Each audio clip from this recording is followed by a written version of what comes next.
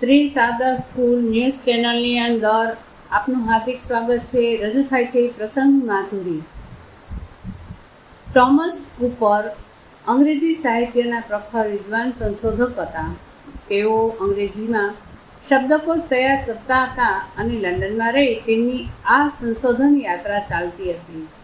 શબ્દકોશનું ભગીરથ કામ એકલે હાથે કરવું ઘણું મુશ્કેલ હતું, છતાં અપાર ખંત અને ચીવટથી આ કામ કરતા હતા.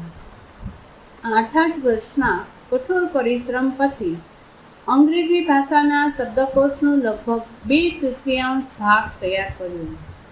રાત દિવસ ટોમસ કૂપર પોતાના કામમાં ડૂબેલા રહેતા હતા. બસ એક જ ધૂન હતી કે ક્યારે શબ્દકોશ પૂર્ણ કરું અને મારી માતૃભાષાને ચરણે ધરું.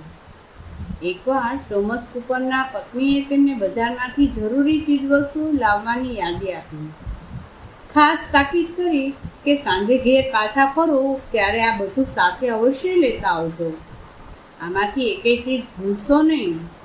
સંશોધક ટોમસ કૂપર તો એમના કામમાં એટલા ડૂબેલા હતા કે સાંજ પડી ગઈ.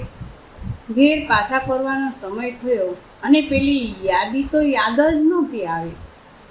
ત્યારે ચીજવસ્તુઓ ખરીદવાની તો શી વાત. આથી કશું લીધા વિના ટોમસ કૂપરે એમના ઘરમાં પ્રવેશ કર્યો. એમને સાવ ખાલી હાથે જોઈને તેમની પત્નીના ગુસ્સાનો તો પાર જ ન રહ્યો અને એમણે તો ટેબલ પર પડેલી શબ્દકોશની બધી જ ફાઇલો લઈ સગડીમાં નાખી દીધી. ટોમસ કૂપર આ જોઈને હસવા લાગ્યા. તેમણે કહ્યું, કંઈ વાંધો નહીં.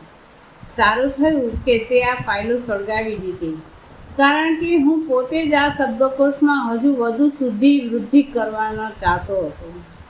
હા, હવે એટલું બનશે કે મારા કામનો પૂર્ણ થતાં 8 વર્ષથી વધુ સમય લાગશે. શબ્દકોશનું ધૈર્યભર્યું કાર્ય કરનાર આ ટોમસ કૂપરની અપાર સહિષ્ણુતાએ એમને કાર્યસિદ્ધિ અપાવી. અસ્તુ.